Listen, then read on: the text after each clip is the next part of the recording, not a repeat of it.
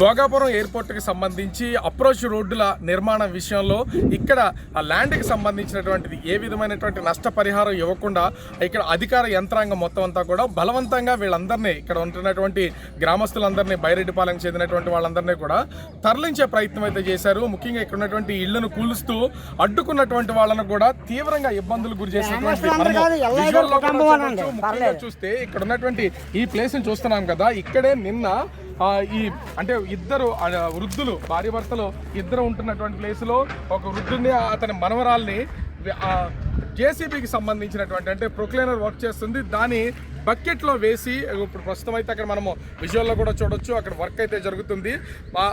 ముఖ్యంగా చూస్తే ఆ బకెట్లో వీళ్ళందరినీ వేసి భయభ్రాంతులకు గురి చేసినటువంటి సంఘటన. ఎందుకంటే నష్టపరిహారం ఇస్తామని చెప్పేసి అన్నారు. దాదాపుగా 52 నుంచి 53 లక్షల రూపాయల నష్టపరిహారం మీ అందరికీ ఇస్తామని చెప్పారు. అది అధికారికంగా ఉన్నటువంటిది.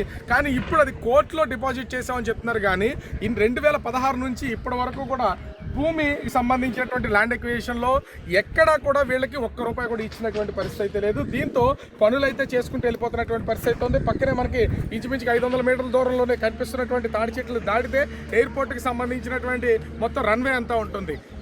ఈ ప్లేస్ నుంచి ప్రస్తుతం జరుగుతున్నటువంటి పనులు మనం ఒకసారి గమనిస్తే ఇక్కడ పనులు జరుగుతున్నాయి కదా. ఈ ప్రొక్లైనర్తో ఈ పనులు జరిగే ప్లేస్లో వాళ్ళు రాత్రికి రాత్రే మొత్తం అన్ని కూడా పనులు చేసుకుంటూ ఇళ్ల మీదకైతే వచ్చినటువంటి పరిస్థితి అయితే కనిపిస్తుంది. ముఖ్యంగా చూస్తే నేను ఇక్కడ ఉన్నటువంటి ప్లేస్లో ఇక్కడ అంటే ఇక్కడ ఇంతకు ముందు ఇల్లు ఉండేది సంక్రాంతి సమయం వరకు. సంక్రాంతి సమయంలో ఉన్నటువంటి ఇంటిని మీకు నష్టపరిహారం ముందస్తుగానే మేము చెల్లించిన తర్వాతే మొత్తం ఈ రోడ్లు వేస్తామని చెప్పేసి ఉన్నటువంటి ఈ ప్లేస్లోనే మొత్తం అంతా కూడా వీళ్ళు ఆ ఇంటిని అయితే తీసేసినటువంటిది అయితే ఉంది. కానీ నిన్న కూడా పనులు జరుగుతున్నప్పుడు ఒక వృద్ధుడు ఇద్దరు పిల్లలు మొత్తం అంతా కూడా ప్రొక్లైన్ తవ్వుతున్నా కూడా వాళ్ళ ప్రాణాలు పోయినా పర్లేదని ఇక్కడ దీన్ని అడ్డుకున్నటువంటి పరిస్థితి అయితే కనిపిస్తుంది. దీంతో ఇక్కడకు భారీగా పోలీసులు మోహరించారు. ఎయిర్పోర్ట్ అదేవిధంగా రెవెన్యూ సంబంధించినటువంటి అధికార యంత్రాంగం అంతా వచ్చింది. వీళ్ళందరినీ పూర్తి స్థాయిలో ఇక్కడి నుంచి విజయనగరం ఆర్డీఓ ఆఫీస్కి అయితే తరలించి అక్కడ మీకు నష్టపరిహారం అంతా కూడా మేము ఇప్పిస్తామని చెప్పేసినటువంటి మాయమాటలు చెప్పినటువంటి పరిస్థితి అయితే ఉంది. ప్రస్తుతానికైతే గ్రామస్తులంతా ఒకటయ్యి తమకు రావాల్సినటువంటి నష్టపరిహారం, ఎందుకంటే వేలల్లో నష్టపరిహారం అయితే వచ్చినా రాకపోయినా తర్వాత ఇస్తారని వీళ్ళు వదిలేసిన పరిస్థితి అయితే ఉండేది. కానీ లక్షల్లో ఇంచుమించుగా ఒక్కొక్కరికి ఎకరానికి 52 లక్షల రూపాయల వరకు నష్టపరిహారం ఇవ్వాలి. అధికారికంగా అనధికారికంగా 28 లక్షల వరకు ఇస్తామని చెప్పినటువంటి పరిస్థితి అయితే ఉంది. కానీ ఇవేమీ కూడా ₹1 కూడా చెల్లించకుండా ఒక పక్క నుంచి భోగాపురం ఎయిర్పోర్ట్ నిర్మాణం మొత్తం అంతా జరిగిపోతుంది. రేపు జూలైలో ఆ భోగాపురం ఎయిర్పోర్ట్కి సంబంధించి కార్యకలాపాలన్నీ కూడా పూర్తి స్థాయిలో జరిగిపోయే అవకాశం అయితే ఉంది. ఇలా జరుగుతున్నా కూడా వీళ్ళకి ఇవ్వాల్సినటువంటి నష్టపరిహారం ఇవ్వకపోతే తరచూ ఇదే విధమైనటువంటి ఆందోళన కొనసాగే అవకాశం ఉంటుంది. ఆందోళన జరిగితే కనుక ఖచ్చితంగా అది ప్రభుత్వానికి కూడా చెడ్డ పేరు వచ్చే అవకాశం అయితే కనిపిస్తుంది. నిన్న ఇక్కడ ఈ పనులు అడ్డుకున్నటువంటి వృద్ధులు తాతగారు ఉన్నాడు. అసలు నిన్న ఏం జరిగింది, అసలు మిమ్మల్ని మీకు ఏం చెప్పారు వాళ్ళు?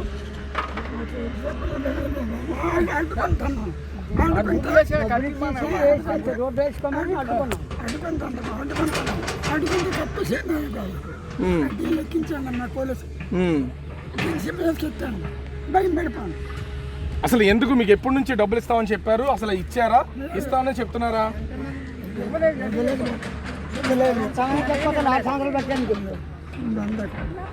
ఇవ్వలేదు. డబ్బులు ఇచ్చి చూడలేదామన్న మమ్మల్ని కాదన్నది మా డబ్బు పడదండి బాబా మీరు పట్టుకోండి మాకు అక్కడ దాని. మరి ఇంతకాలం నుంచి మిమ్మల్ని మీరు ఇక్కడ పనులు జరుగుతున్నాయి కదా, డబ్బులు ఇవ్వకుండా అడిగితే ఏం సమాధానం చెప్తున్నారు వాళ్ళు డబ్బులు అడుగుతుంటే?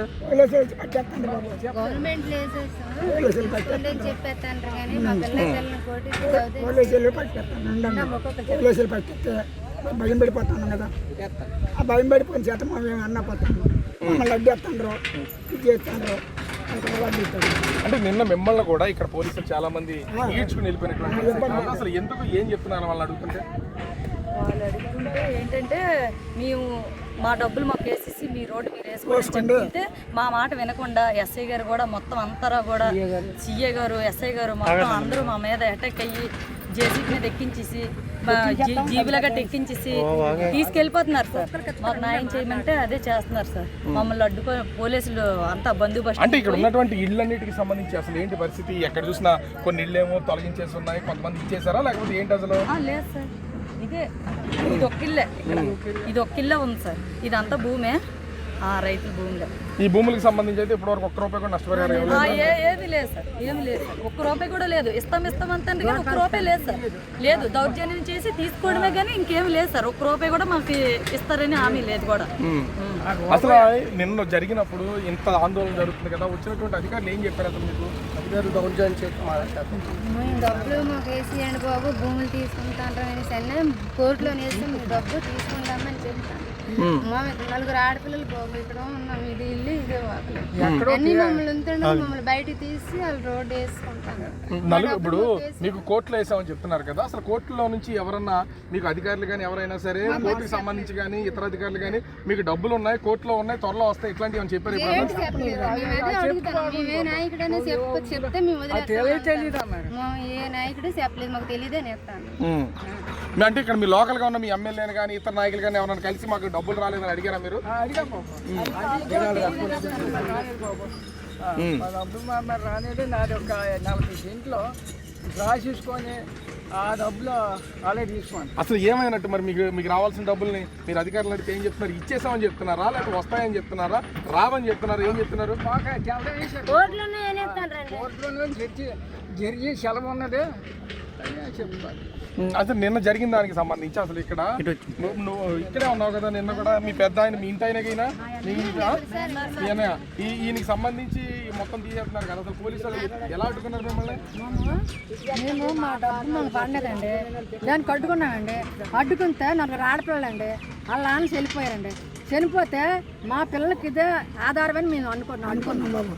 అడ్డుకుంటే మీరు అడ్డుకోవడానికి వీల్లేదని ఎస్ఐ గారు, సిజా గారు, కానిస్టేబుల్ వచ్చి బందోబస్తు తోటి మమ్మల్ని తోశాను. ఇకమ్మ కుక్కలర్ కూడా ఎక్కించారు ముసలోడిని పిల్లని కూడా. దాన్ని కూడా మేము భయపడలేదు, ఇంకా అడ్డుకున్న మళ్ళీ అలాగే ర్యాపిల్ చేశారు.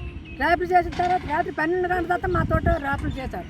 మీ డబ్బు మీకు వేసేస్తామని వాళ్ళు కానీ దానికి ముందరకు వచ్చి మేము ఉన్నామని అవలాలి. మరి మా పిల్లలు 4 పిల్లల పరిస్థితి ఏంటండి? దానికి మేము పోరాడతాను. మీ డబ్బు ఇదిగోండి అమ్మ వేసాను అవలు ముందరకు రాలేదు కదా.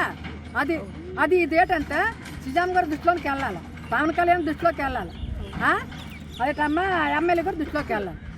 ఇది సో మనం అయితే చూడొచ్చు, ఇక్కడ ఉన్నటువంటి ఇంతమందికి సంబంధించినటువంటి ప్రాబ్లం మనం అయితే చూస్తున్నాం.